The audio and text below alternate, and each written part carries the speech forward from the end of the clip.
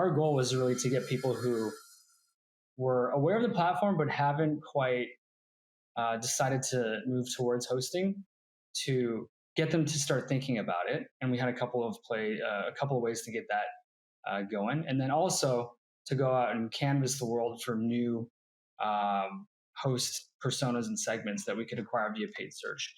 And when I joined, it was mostly just English. A lot of our investment was towards the English speaking countries. A lot of the keywords and terms were English speaking. And so a lot of the work was actually translating and localizing globally to all the different countries and languages.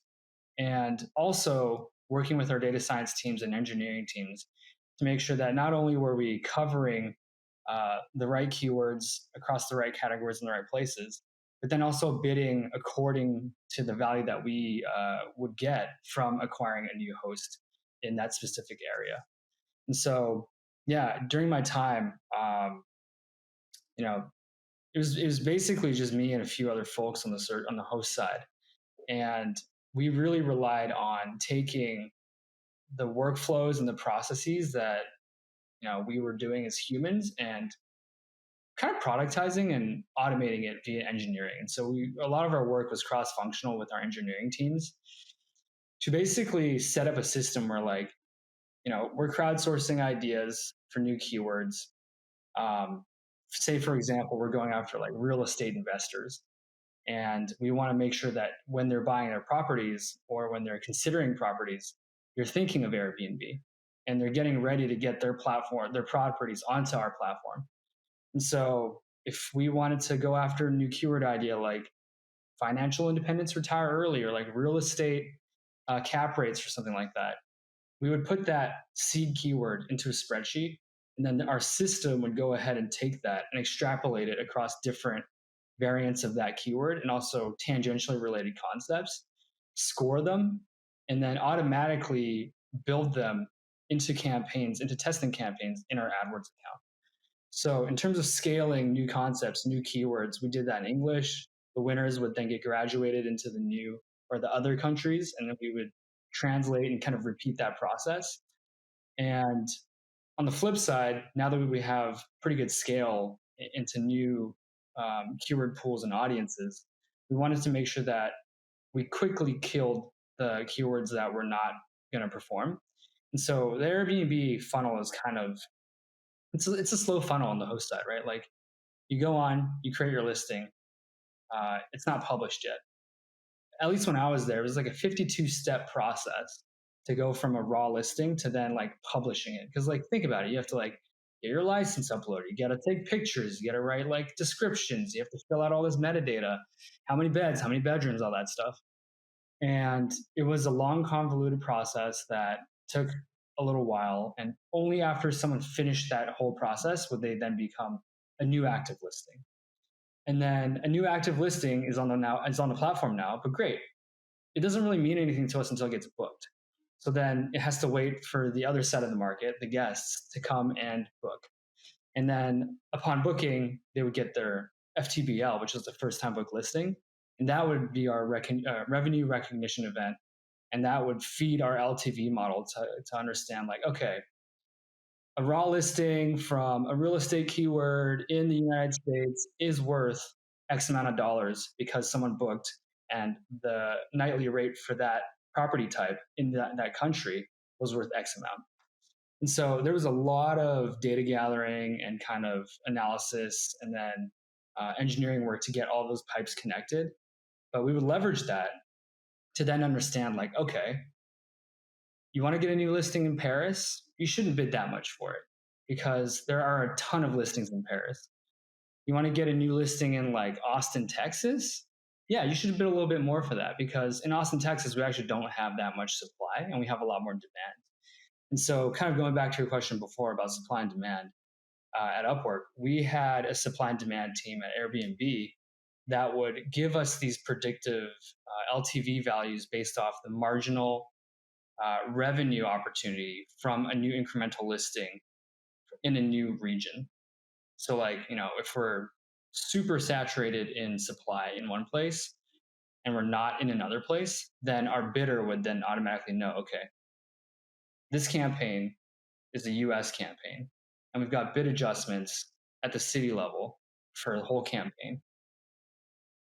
These cities are worth a lot more than these other cities. And so we would have like APIs feeding in all the bid adjustments. It was all enhanced CPC, so that was possible. We never really used any automated bidding on the host side, but yeah, that was a lot of the work. And by the time I was done there, I think we were clocking in at like plus 70% year over year raw listings. I'm also a fan of the FIRE movement, financial independence, retire early, Mr. Money Mustache, and that whole crew. That's awesome. That sounds like a very sophisticated paid search acquisition strategy.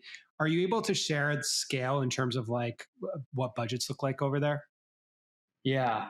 It was definitely at seven figures a week on the host side. 7 figures a week on the host side. And that what year was that? Was that like That was 2019? 2019, 2020. Yeah. I still remember the last day I was in the office. We shut down the campaigns. Everyone went home to like, brace ourselves through COVID. And then that was it because, I got laid off while COVID was happening.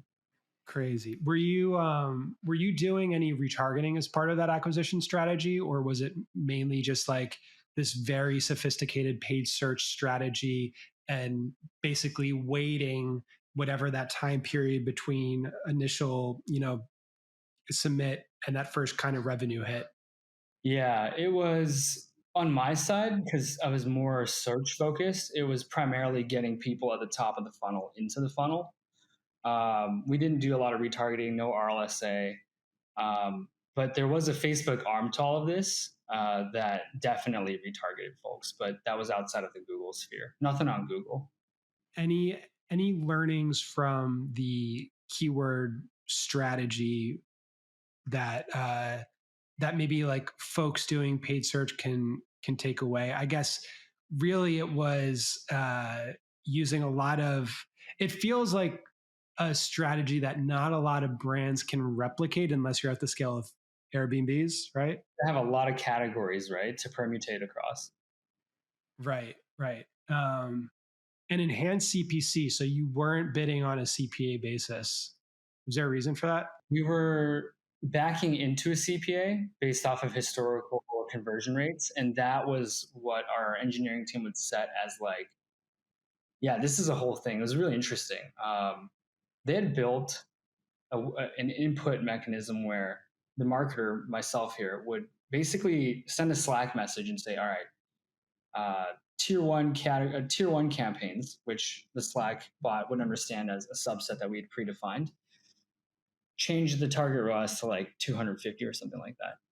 And then I don't know how they did this, but that would then result in them adjusting the CPCs on their back end to reflect that target ROAS. And so indirectly, we were bidding towards a ROAS goal, CPA goal, but mechanically, it was done through eCPC. And the reason for that is because we wanted to have that fine grained control over all the different dimensions that impacted our values. So like the region and stuff. We couldn't at that time, at least, and I'm pretty sure it's still not possible to set city specific CPAs via like CPA or max conversion or something like that. I think the product now has value adjustments, but back in those days we didn't have that. Yeah. It's a great point too.